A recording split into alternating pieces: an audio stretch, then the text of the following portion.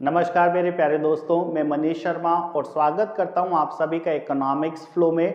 आज हम आपके लिए स्टैटिस्टिक्स की एक नई सीरीज स्टार्ट कर रहे हैं और ये 11th सीए सीएमए सबके पॉइंट ऑफ व्यू से काफ़ी इंपॉर्टेंट रहने वाली है। तो हम सबसे पहले डिस्कस करते हैं 11th स्टैटिस्टिक्स का chapter number first, economics and introduction. इस चैप्टर में सबसे पहले देखेंगे हम लोग कि इकोनॉमिक्स का ओरिजिन कहाँ से हुआ है, who is the God father of economics, और उनकी जो एक फेमस बुक है जो काफ़ी टाइम एग्जाम में पूछी जाती है उसके बारे में डिस्कस करेंगे। देखिए बच्चों, अगर सबसे पहले इकोनॉमिक्स की बात की जाए तो इकोनॉमिक्स का जो ओरिजिन हुआ है वो 1776 से हुआ माना जाता है और इकोनॉमिक्स के जो गॉड फादर हैं वो कहलाते हैं एडम स्मिथ। एडम स्मिथ को इकोनॉमिक्स के गॉड फादर कहा जाता है, यानी कि बच्चों ये हो गए आपके लिए गॉड फादर ऑफ इकोनॉमिक्स। इन्होंने इकोनॉमिक्स के बारे में इनके एक फेमस बुक है, उसका नेम है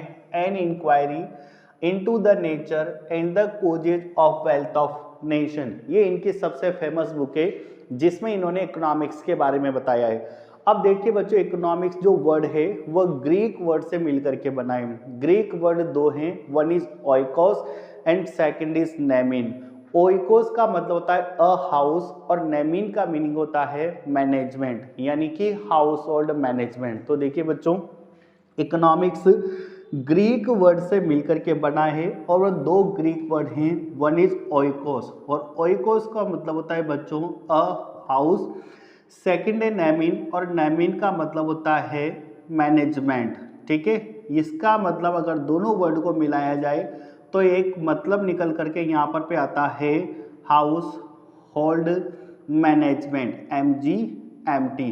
यानी किस तरीके से एक हाउस अपने घर को मैनेज करता है, चाहे वो इनकम की बात हो चाहे वो एक्सपेंसेस की बात हो। ठीक है, आगे बढ़ते हैं बच्चों, हम लोग बात करते हैं इकोनॉमिक्स की कुछ स्पेशल डेफिनेशन के बारे में।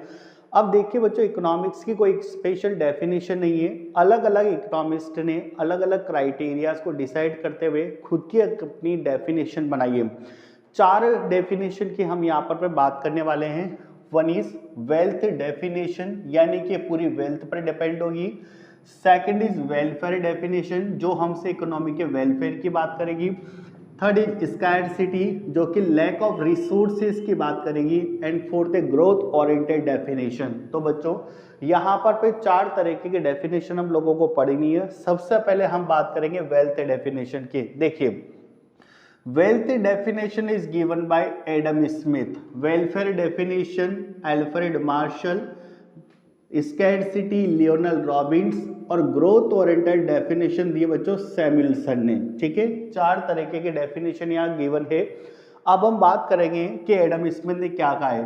वेल्थ डेफिनेशन में एडम स्मिथ का कहना है economics is the science of wealth, यानी कि कहा गया है कि economics is the science of wealth, यानी इकोनॉमिक्स क्या है, साइंस ऑफ वेल्थ है। इसका मतलब इकोनॉमिक्स के अंदर ये पढ़ा जाता है कि वेल्थ कैसे कमाया जाता है, उसको किस तरीके से यूज में लिया जाता है ताकि हम लोग अपनी मैक्स टू मैक्स वांट्स को सेटिस्फाई कर सकें। ठीक है, उसके बाद अल्फ्रेड मार्शल का कहना है वेलफेयर डेफिनेशन में economics is a study of man in the ordinary business of life, यानी इकोनॉमिक्स क्या है, economics study of man, man की स्टडी है in the ordinary business of life, जिसका मतलब क्या है, it inquire how to get his income and how use it, यानी किस तरीके से हम लोग इनकम कमा सकते हैं और उस इनकम को किस तरीके से हम यूज में ले सकते हैं। ऐसा अल्फ्रेड मार्शल का कहना है वेलफेयर डेफिनेशन में। स्कैर्सिटी, बच्चों सबसे पहले हम स्कैर्सिटी का मतलब समझेंगे। स्कैर्सिटी का मतलब है कि ह्यूमन वांट्स अनलिमिटेड होती है जिन्हें कभी भी पूरा करना पॉसिबल नहीं है और उन्हें पूरा करने के लिए हमारे पास जो रिसोर्सेज है वो लिमिटेड होते हैं। आप बहुत अच्छे से जानते हो लिमिटेड रिसोर्सेज से अनलिमिटेड वांट्स को सेटिस्फाई करना पॉसिबल नहीं है, यानी वांट्स के कंपेयर में हमारे पास रिसोर्सेज की स्कैर्सिटी है, यानी रिसोर्सेज कम है।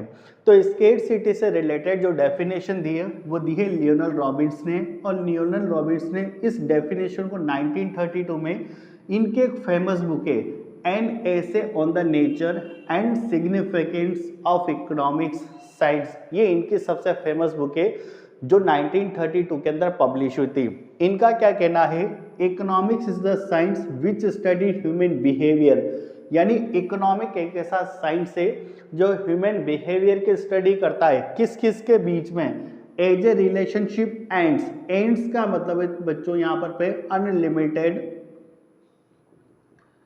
Human bonds. एंड्स का मतलब होता है अनलिमिटेड ह्यूमन बॉन्ड्स, और किसके बीच में, स्केर मीन्स। स्केर मीन्स का मतलब होता है lack of resources, lack of resources, यानी हमारी बॉन्ड्स तो कैसी है, अनलिमिटेड है, और उन्हें पूरा करने के लिए हमारे पास रिसोर्सेज लेके यानी कमी है, रिसोर्सेज की स्कैरसिटी है। साथ ही साथ इनके कौन से यूज है, ऑल्टरनेटिव यूजेज। ऑल्टरनेटिव यूजेज का मतलब होता है कि अगर आपके पास 100 रुपीज़ है और आपके बहुत सारी वांट्स है, तो आप 100 रुपये से कौन कौन सी वांट्स को सेटिस्फाई कर सकते हो, यानी कई सारे यूज में आप 100 रुपीज़ को ले सकते हो, जिससे कहा जाता है ऑल्टरनेटिव यूजेज। तो यहाँ पर भी कहना है कि economics is the science which studied of human behaviour as a relationship between ends and scarce means, यानी इकोनॉमिक्स ह्यूमन बिहेवियर का एक ऐसा साइंस है जो किस किस के बीच में रिलेशनशिप की स्टडी करता है, एंड्स यानी unlimited wants and limited resources के बीच में, विच हैव अल्टरनेटिव यूजेज। और लास्ट डेफिनेशन है बच्चों growth oriented definition, then this is given by Paul A Samuelson. बच्चों हम आगे के वीडियो में डिस्कस करने वाले हैं इकोनॉमिक और नॉन इकोनॉमिक एक्टिविटीज के बारे में। यहाँ से आप बोर्ड से स्क्रीनशॉट ले सकते हैं इस टॉपिक का।